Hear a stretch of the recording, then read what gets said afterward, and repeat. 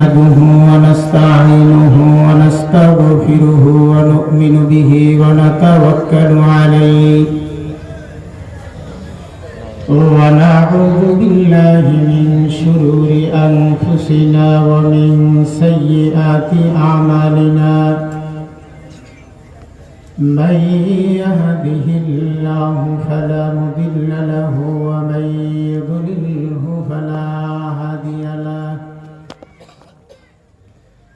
ونشهد أن لا إله إلا الله وحده لا شريك له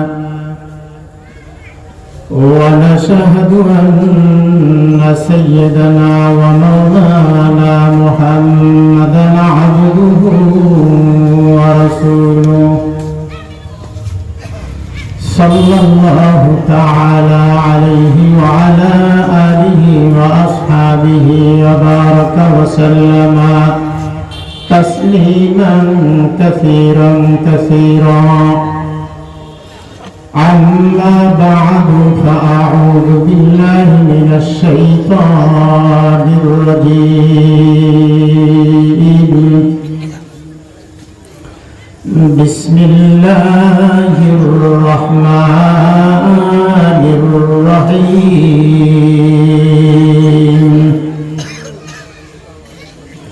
قل يا عبادي الذين أسرفوا على أنفسهم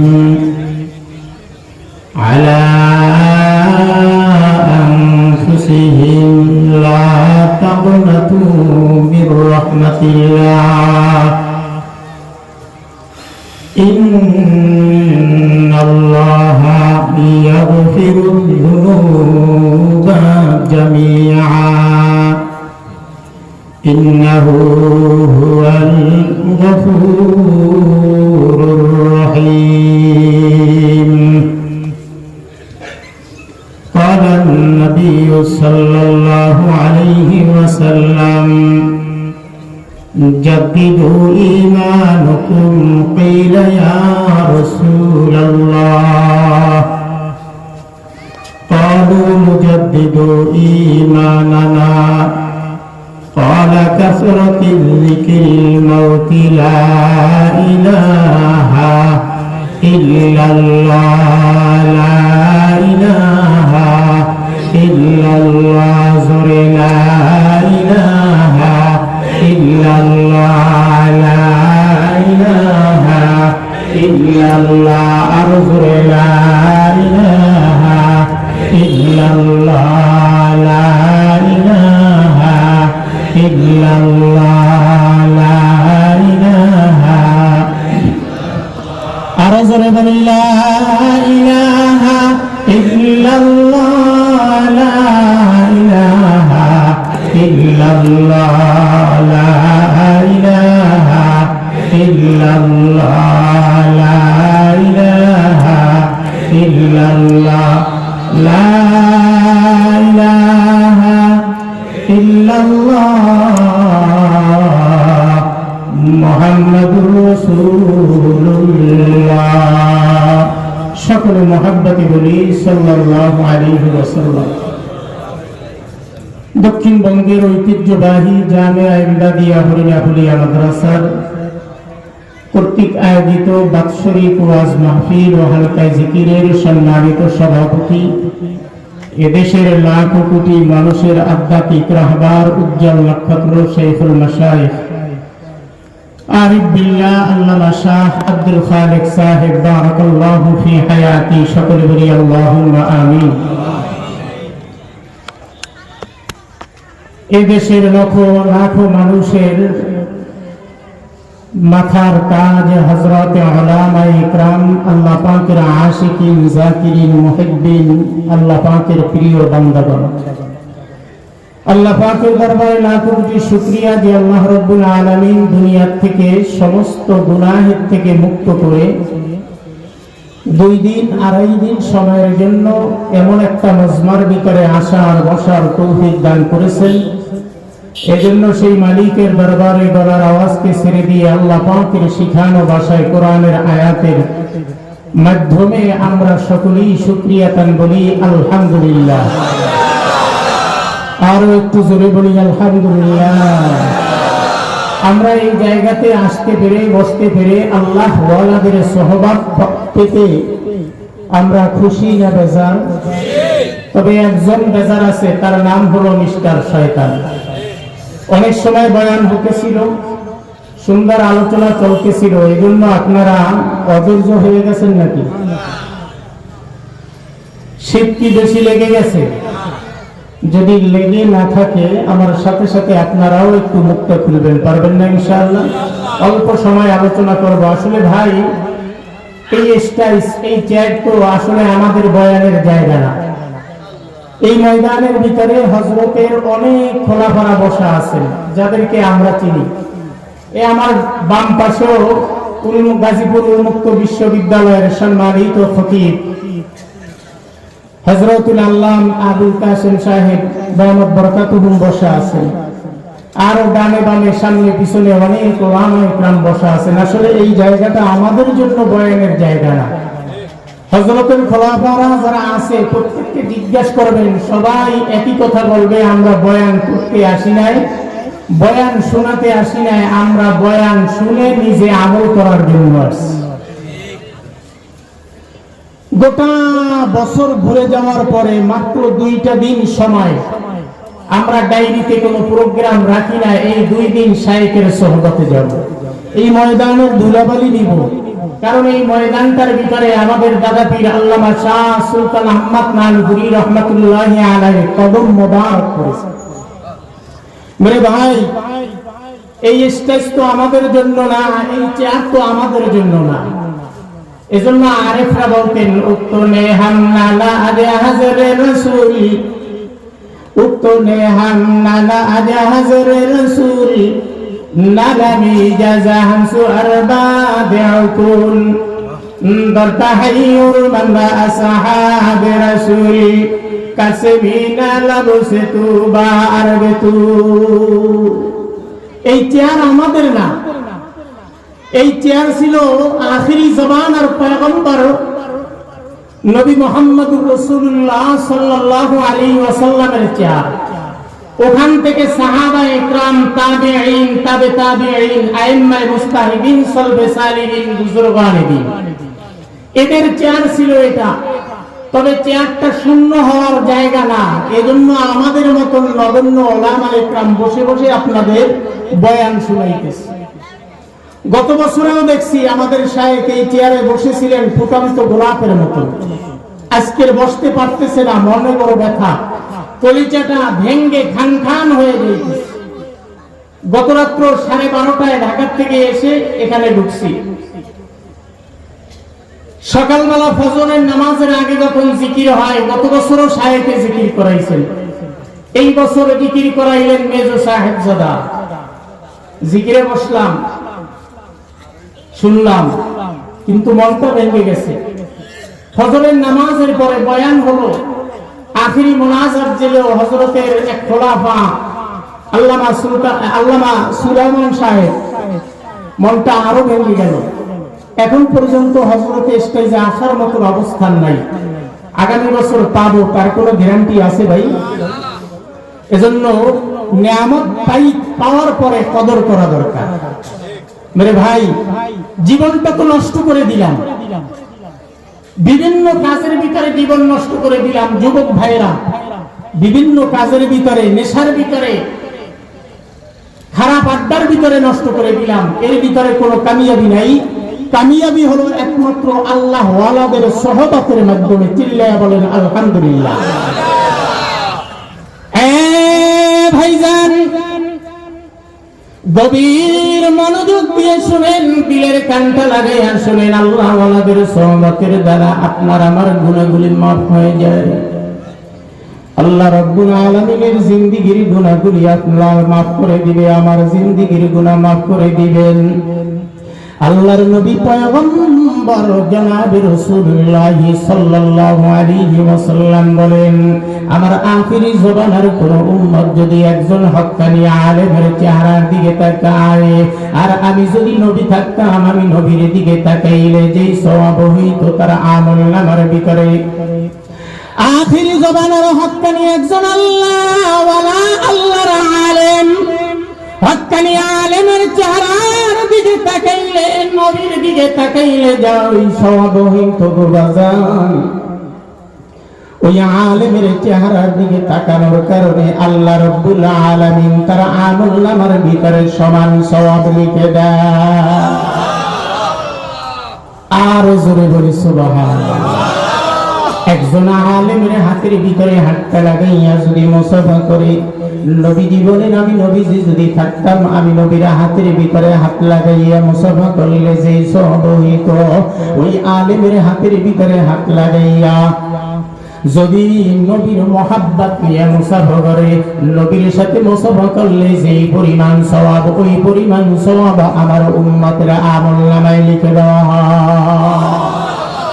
একজন হক্কানি আলেমকে যদি 10টা টাকা হাদিয়া দেওয়া হয়, আমার নবী বলেন আমি পয়গম্বরকে যদি 10 টাকা হাদিয়া দিত, যেই পরিমাণ সওয়াব হইতো একজন আল্লাহওয়ালার হাতের ভিতরে 10 টাকা হাদিয়া দিয়া মুসাফা করার কারণে ওই পরিমাণ আমলনামার ভিতরে আমার আল্লাহ সওয়াব লিখে দেয়। নবীজি যখন মেরাজে যায়, মেরাজে যাওয়ার পরে আল্লাহ সুবহানাহু ওয়া তাআলাকে বলেন, আল্লাহ অন্য অন্য জবানার পয়গম্বরদের উম্মতেরা 200-250 বছর হায়াত পাওয়ার পরে যেই পরিমাণ আমল করছে, কিয়ামতের ময়দানে এই উম্মতরা যখন আল্লাহ আপনার সামনে দাঁড়াইবে, আর আমি নবী মুহাম্মাদের উম্মত যখন আপনার সামনে দাঁড়াইবে, আমার উম্মতগুলি 60-70-80 বছর হায়াত পাইব। ওই 200-250 বছরের নেক আমলের সাথে আমার উম্মত তো কোনোদিন পারবে না, আল্লাহ আমার উম্মতের হায়াত বাড়ায়া দেবে। নবীজি যখন বললেন, আল্লাহ তাআলা বলেন যে আপনারা উম্মতের হায়াত এভাবে বাড়ানোর দরকার নাই, আমি আল্লাহ তাআলা আপনার উম্মতের নেক হায়াত বাড়াইয়া দিব। 250 বছর নেক আমল করার পরে যেই পরিমাণে তারা আমলের ভিতরে সওয়াব হইছে, ওর থেকে কোটি কোটি গুণ বেশি আপনার উম্মতের আমলনামার ভিতরে সওয়াব নিয়ে আমি আল্লাহর সামনে হাজির হই। আমার আল্লাহর নাম রহমান, আমার আল্লাহর নাম রহিম, আমার আল্লাহ তাআলার নাম গফফার। মেরে ভাই, একটা ঘটনা মনে পড়ে গেছে।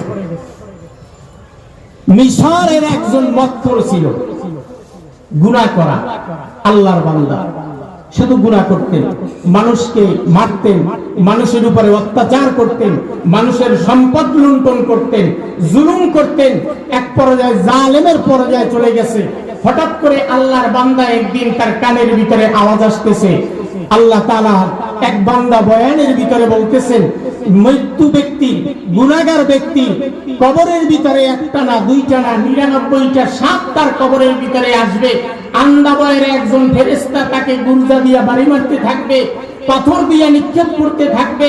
এভাবে যখন আযাবের বয়ান শুনতেছেন, আল্লাহর বান্দা জানালাটা খুলে দিলেন, চোখ দিয়া পানি পড়তেছে। ওনার বিবি ছিলেন বড় নেককারিনী। কথা বুঝেন বাবা? বড় নেককারিনী বিবি ছিলেন। স্বামী বক্কার, স্ত্রী নেককার, আছে না নাই? ফেরাউনের বিবি ছিলেন নেককার, অথচ ফেরাউন জাহান্নামী। আমার ভাইরা, আল্লাহর বান্দা গুনাহগার বান্দা জাহান্নামের ভয়ের আলোচনা যখন শুনতেছে গো,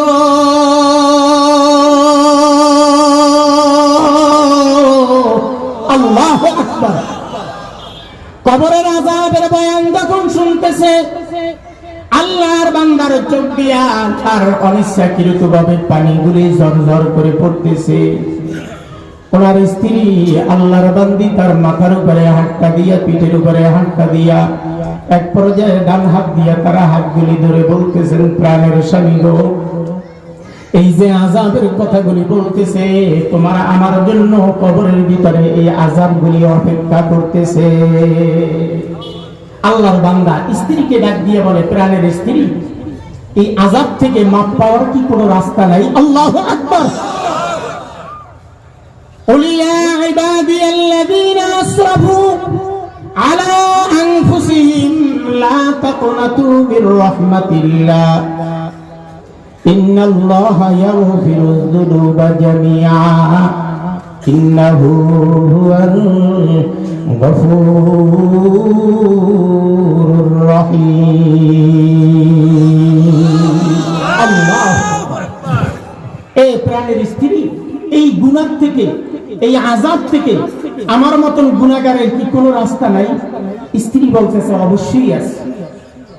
আমারও তো মন চায় ভালো হয়ে যাইতে, আমারও মন চায় নেককার হয়ে যাইতে, আমারও মন চায় গুনাহ ছেড়ে দেওয়ার জন্য, রাস্তাটা বলে দাও। তবে স্ত্রী, পারি না, মন তো চায় ভালো হওয়ার জন্য কিন্তু পারি না। স্ত্রী বলে, কেন পারো না? এই জায়গার ভিতরে আমার একটা হারামি আছে। হারামি চিনেন তো? এই জায়গার ভিতরে আমার একটা হারামি আছে। ওই হারামি আমার জন্য কুমন্ত্রণা দিয়ে আমাকে বারবার গুনাহের কাজের দিকে নেয়, নেশার ভিতরে নেয়, গুনাহের কাজের ভিতরে নেয়, মেয়েবাজির ভিতরে নেয়, চুরির ভিতরে নেয়, রাহাজানির ভিতরে নেয়, অত্যাচারের ভিতরে নেয়, জালেমের ভিতরে নেয়।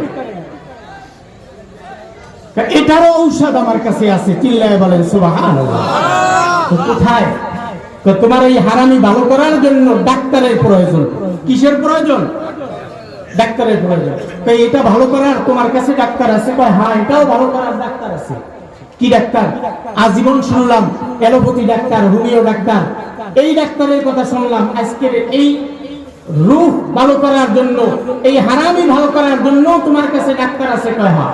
কোথায়? অমুক জায়গার ভিতরে। এই গুনাহগারের নাম ছিল হাফেজ ইবনে বিশর। চিল্লায় বলেন আল্লাহু আকবার।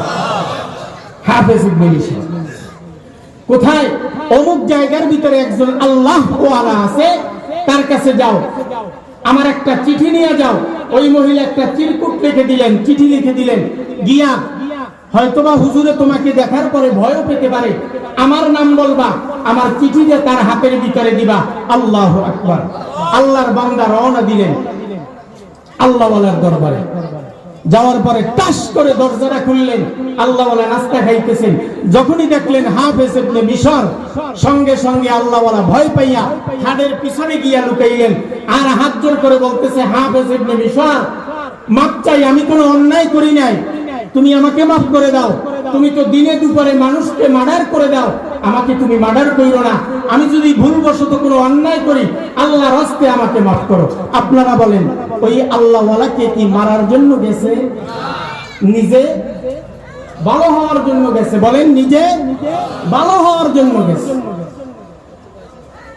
এবার হাফেজ ইবনে বিশর ডাক দিয়া বলে, এ আল্লাহর ওলি গো, আমি আপনাকে মারার জন্য আজকে আসি নাই, আপনার উপরে হাত উঠানোর জন্য আমি আসি নাই। শুনেন গো আল্লাহর ওলি, আমি নিজে আসি নাই গো,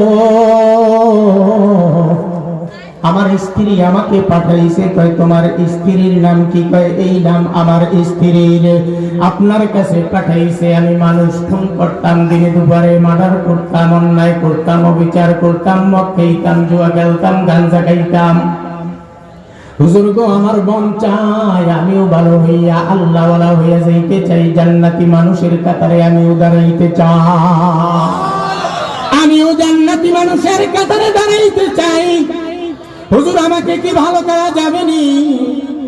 হুজুর, আমি নিজে আসি নাই, আমার বিবি আমাকে আপনার কাছে পাঠাইছে, আপনি নাকি আমার এই কলবের ডাক্তার, এজন্য আমি আসছি। যখন এই কথা বললেন, বলার পরে খাটের পিছন থেকে সামনে আসছেন। আল্লাহর ওলি বইসা গেলেন। বইসা যাওয়ার পরে হাফেজ ইবনে বিশরকে হাতটা ধইরা বসাইলেন। এরে হাফেজ, আগে কেন বলো নাই তোমার বিবির নাম এটা? আগে কেন বলো না? এরে হাফেজ, আগে কেন বলো নাই তোমার বিবির নাম এটা? তোমার বিবি তো আমার কাছে বায়া, আমার পরামর্শ নিয়ে চলে, তার জীবনটা আমার পরামর্শ অনুযায়ী চালায়, মন চাহি জিন্দিগি চালায় না, রব চাহি জিন্দিগি 3.5 হাত বডির ভিতরে জিন্দা করে দিছে। আল্লাহু আকবার। মন চাহি জিন্দিগি কুরবানি করে দিছে, খতম করে দিছে। রব চাহি জিন্দিগি ভিতরে ঢুকাতে হবে। পারবো তো ইনশাআল্লাহ? ভাইজান এবার বলে, তোমার বিবিকে পাঠাইছে, আগে বলতো আমি তো ভয় পাইছি। হুজুর ভয়ের কোনো কারণ নাই, আমাকে আল্লাহওয়ালা বানায় দেন। আল্লাহওয়ালাদের কাতারে আমারও দাঁড়াইতে মন চায়, আপনার কাতারে আমারও দাঁড়াইতে মন চায়, আপনার সাথে আমারও জান্নাতে যাইতে মন চায়, আমার বিবির সাথে একই জান্নাতে আমারও থাকতে মন চায়। চিল্লায় বলেন আল্লাহু আকবার। বলতেছে পারবি? বড় কঠিন কাজ, পারবি? তাই ইনশাআল্লাহ পারবো। 3টা কাজ করবা। কয়টা? 1 নাম্বার, তাকবীর উলার সাথে নামাজ আদায় করতে হবে। তাকবীরে উলার সাথে নামাজ আদায় করতে হবে। কেন বলছে? নতুন মুসলমান তো, আগে তো নামাজ পড়ে নাই। 1 রাকাত নামাজ সুইটা যাওয়ার পরে ওই রাকাত পাইতে হইলে কোন অবস্থায় মাসালা কি এটা তো উনি জানে না। তাকবীর উলার সাথে নামাজ পড়লে নামাজ ছোটার আর ভয় নাই, মাসআলা ওনার ভুলে যাওয়ার বা সমস্যা হওয়ার কোনো ভয় নাই। এই জন্য 1 নম্বরে কি বলছে বলেন তো? তাকবীরে উলার সাথে নামাজ। হুজুর এটা তো সহজ, আযান দিবে মসজিদে ঢুকে যাব, এটা খুব সহজ। 2 নম্বরে তুমি সর্ব অবস্থায় জিকিরের ভিতরে থাকবা, আর দৈনন্দিন 1000 বার ইস্তিগফার করবা। কতবার? হুজুর এটা তো আরো সহজ। 1000 দানার একটা তসবিহ লাগাইয়া গলার ভিতরে ঝুলাইয়া এরপরে বলবো আস্তাগফিরুল্লাহ। বলেন আস্তাগফিরুল্লাহ, আস্তাগফিরুল্লাহ, আস্তাগফিরুল্লাহ। এভাবে 1000 বার আমি আদায় করব, এটা আরো সহজ। এরপরে 3 নাম্বার, এটা একটু কঠিন, পারবি? হুজুর বলেন একটা টিন নিবি, টিন, আর একটা হাতের ভিতরে লাঠি নিবি, বিভিন্ন গ্রামে আর বাজারে ঢুকবি, টিনের ভিতরে বাড়ি দিবি, মানুষজন জড়ায়া যাইব। এরপরে বলবি আমি হাফেজ ইবনে মিশর, আমি গুনাহগার, আমি চোর, আমি ডাকাত, আমি রাহাজানি, আমি অত্যাচারী, আমি জেনাকারী, আমি মদখোর, আমি হাইজাকার, মানুষের সম্পদ অন্যায়ভাবে নেনেওয়ালা, মানুষের উপরে জুলুম করেছি, আমি হাফেজ ইবনে মিশর, আমার গুনাহ, আমার অত্যাচার আপনারা মাফ করে দেন, আপনাদের সম্পদ লুণ্ঠন করে নিছি, আল্লাহর হস্তে আমাকে মাফ করে দেন। যদি মাফ না করেন আমার আব্বাজানের রেখে যাওয়া সম্পদ বিক্রি করে আপনাদের সম্পদ পরিশোধ করব, এরপরেও আমাকে মাফ করে দেন। এভাবে বিভিন্ন জায়গার ভিতরে ঘুরতে ঘুরতে এক পর্যায়ে হাফেজ ইবনে মিশর একেবারে রাস্তার ভিখারি হয়ে গেছে, সব সম্পদ শেষ হয়ে গেছে। যাওয়ার পরে জোহরের নামাজের পরে হাফেজ ইবনে মিশর বিবির উরুর উপরে, স্ত্রীর উপরে শুয়ে আছে মাথা দিয়া। স্ত্রী ডাক দিয়া বলে, স্বামী গো, জানালাটার দিক দিয়া বাহিরের দিকে তাকান, 2টা সন্তান, 5 বছর আর 3 বছর, 2 সন্তান পেটের ক্ষুধার কারণে কাদামাটিগুলি খাইতেছে। চিল্লায়া বলে সুবহানাল্লাহ। প্রাণের স্বামী জানালা দিয়া ঘরের সামনে উঠানের দিকে তাকায়া দেখেন আমাদের কলিজার টুকরা 2টা সন্তান, 5 বছর 3 বছর বয়স, পেটের ক্ষুধার কারণে ক্ষুধা সহ্য করতে পারে না। এই সন্তানগুলি মাঠের ভিতরে উঠানের কাদামাটিগুলি খাইতেছে ক্ষুধা নিবারণ জন্য। স্বামী ডাক দিয়ে বলে, স্ত্রী গো আমি কি করতে পারি? স্ত্রী ডাক দিয়ে বলে, আমি তো মা, কলিজা মানে না, কলিজা ফেটে কান্না আসতেছে, আমার তো আর কলিজায় মানতেছে না। স্বামী গো কি করা যায় চিন্তা করে দেখেন। হাফেজ ইবনে মিশর ডাক দিয়ে বলে, এ প্রাণের স্ত্রী, যদি হুকুম দাও আমি আবার আগের অবস্থানে চলে যাব, খানার অভাব হবে না, ফলের অভাব হবে না, হাজারো প্রকারের রকমারি খাবার ঘরের ভিতরে চলে আসবে, শুধু হুকুম দাও আবার আগের অবস্থানে আমি চলে যাই বলো। স্ত্রী খপ করে দুইটা পা জড়াইয়া ধরে বলতেছে, স্বামী গো না না, প্রয়োজনে সারাদিন রোজা রাখবো, আগের অবস্থানে যেতে হবে না। প্রয়োজন হলে পেটের ভিতরে নবীজির মতন পাথর বাঁধবো, আগের অবস্থানে যেতে হবে না। নফল রোজায় সারা বছর জীবনটা কাটায়া দেব, আগের অবস্থানে যেতে হবে না। তবে স্বামী গো, সন্তান দুইটার জন্য একটা আরজি পেশ করতে চাই, মানবানি? কি আছে, এতটুকু সময় কাজ করো, ডাল আলু ভর্তার কিছু চালের ব্যবস্থা করবা, আমাদের প্রয়োজন নাই, সন্তানগুলির মুখের ভিতরে দিব। আমি মায়ের কলিজা মানে না। স্বামী ডাক দিয়া বলে, তোরা বিবি, তোরা কাঁদতে পারো, আমাদের কাছে বলতে পারো, আমরা বাবা, আমরা কার কাছে বলবো? আমাদের তো বলার কোনো অপশন নাই, কোনো জায়গা নেই। তবে শোন, আমিও এক মালিকের চাকরি করি, আল্লাহু আকবার। আমিও এক মালিকের চাকরি করি, আমার মালিক বড় ভালো। ইন দি মিন টাইমে মসজিদের মিনার দিয়া আসরের আজান শুরু হয়ে গেছে। স্ত্রীকে মৃত্যু হাতটা দিয়া ধাক্কা দিয়া বলতেছে, স্ত্রী চলে যাও, সরে যাও, আমার মালিক আমাকে ডাক দিছেন। চিল্লায়া বলেন আল্লাহু আকবার। স্বামী চলে গেছেন, হাফেজ ইবনে মিশার নামাজের জন্য চলে গেছে। আসরের নামাজ শেষ হয়ে গেছে, সব মুসল্লি চলে গেছে। এবার হাফেজ ইবনে মিশার বারান্দায় হাঁটাহাঁটি করে আর মালিকের ডাক দিয়া বলে, মালিক, স্ত্রীর কাছে লজ্জার কত দিবা?